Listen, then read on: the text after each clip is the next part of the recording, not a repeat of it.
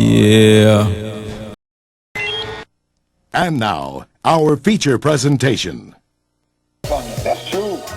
Trying to make a contact, trying to make a connection with the white man. Trying to make a connection with a kidnapper who brought them here. Trying to make a connection with actually the man who enslaved them. You know, that's a shame. It's pitiful, but it's true. The Honorable Elijah Muhammad says that when Elijah comes, the book says when Elijah comes, what Elijah would do would be to teach these people the truth. And the truth that Elijah would teach to the people would be so strong, it would make all this other stuff that the preachers are talking about sound like a fairy story.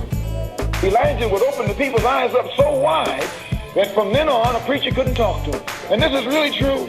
Do you know people have come to Muhammad's mosque, and no matter whether they believed in what Mr. Muhammad is saying or not, they never can go back and sit in the church. This is true. What the Honorable Elijah Muhammad does is turn on the light. And when he turns on the light, it enables us to see, to think, and to be able to see and think for ourselves. He shows us where the white man, what he has taught us concerning history has actually been a distortion. He's never given you and me true facts about history, neither about himself nor about our people. You know, I read a book one day called The 4 Cities of Troy. You can go to the library, some library, and check it out. What was this based on? Show you what a liar the white man is. When I say liar, you have white people who are scientists, and they keep truths in their own circle.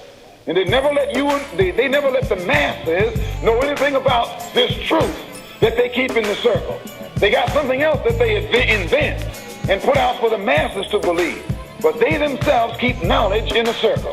So in this particular book, it pointed out that some archaeologists were delving in the ruins of the ancient city of Troy. And it's the practice of archaeologists, you know, to dig. So in digging down into the ruins of Troy, they dug deeper than they intended to. And they ran into the ruins of another city that had been there so much longer ahead of this city of Troy that it had gone down beneath the sands of time. And they had built this city of Troy on top of it. And when these archaeologists were delving in the ruins of the ancient city, they learned that there was one that was there more ancient than that. So they started frantically digging down in that one and dug below it into another one. And before they got through digging, they had dug down and they had discovered that civilization in that area had been there so far back into history that at different times in history, the civilization had been destroyed, had become completely covered up with sand and dirt, until another people came along and didn't even know it was there and built another civilization on top of that.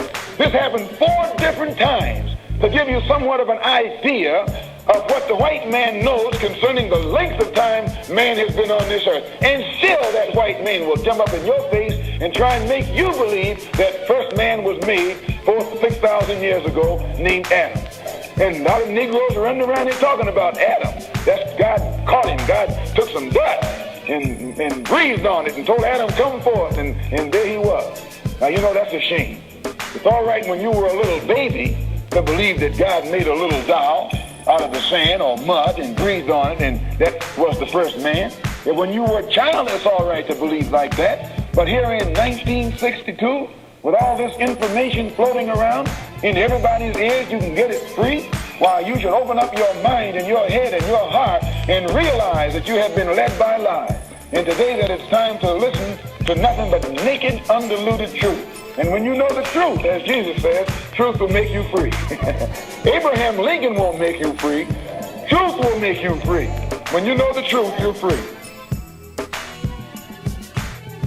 Also, you have your archaeologists, anthropologists, other forms of historians who agree, pretty well agree, that they don't know how long man has been on earth. That they do know that he has been on earth longer than 6,000 years. and they know that man was not made just 6,000 years ago. They know this now, but a long time ago they didn't know it. There was a time when they believed that man had less ribs than a woman. People believed that because they said that God made Eve from one of Adam's ribs. So Adam had a rib missing. And they actually ran around here believing that man had one less rib. And you know, they were shook up when they really got into the science of anatomy and discovered that man, all his ribs were there. They began to wonder then what happened there in the Bible. That's a shame, brother. How long has man been here?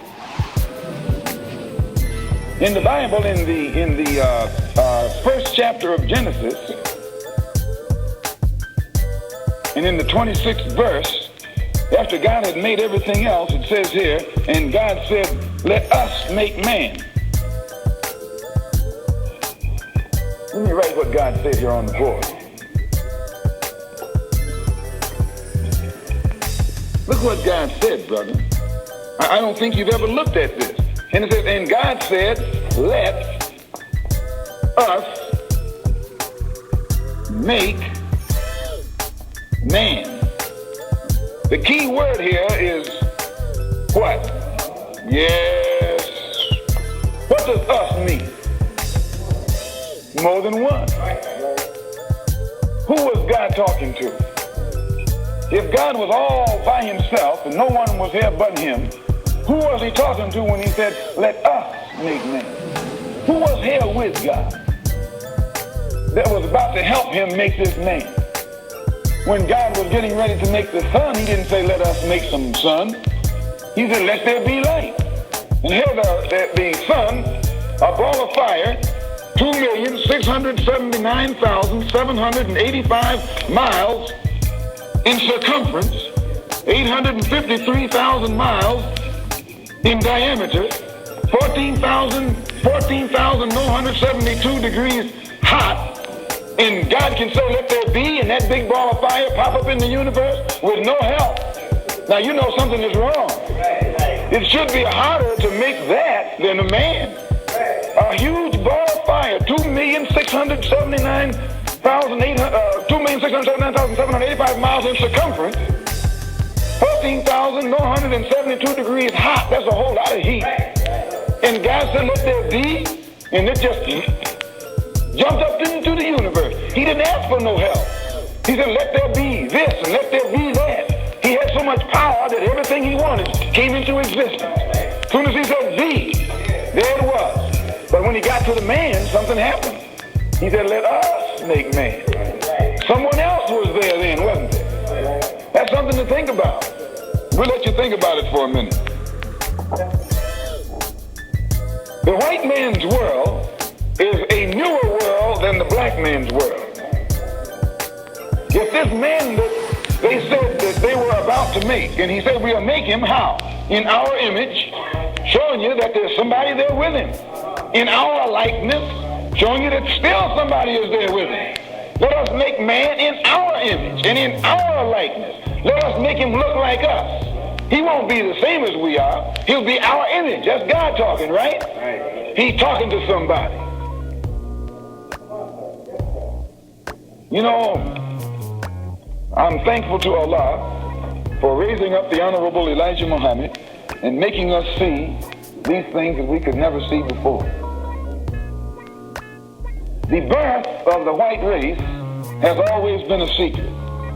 The Honorable Elijah Muhammad says that the birth of the white race is shrouded in the story of Adam. The story of Adam hides the birth of the white race. And because you and I have never been taught to look into a thing and analyze a thing, we took the story of Adam exactly as it was and thought that God made a man named Adam 6,000 years ago. But today, the Honorable Elijah Muhammad teaches us that that man, Adam, was a white man. But before Adam was made, the black man was already here. And that's not easy. That's not hard to see. The black man always sees. The white man will even tell you that. Because he refers to Adam as the first one.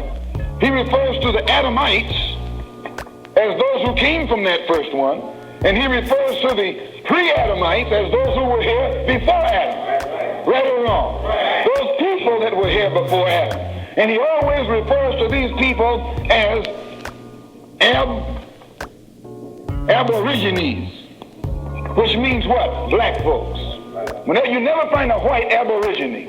Aborigines are called natives, or they're always dark-skinned people.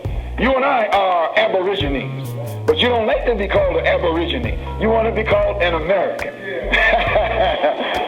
Aborigine actually means from the beginning. It's two Latin words. Ab meaning from, origine meaning the beginning. And aborigine is only the term applied to those dark-skinned people who have been on this earth since the beginning of the universe.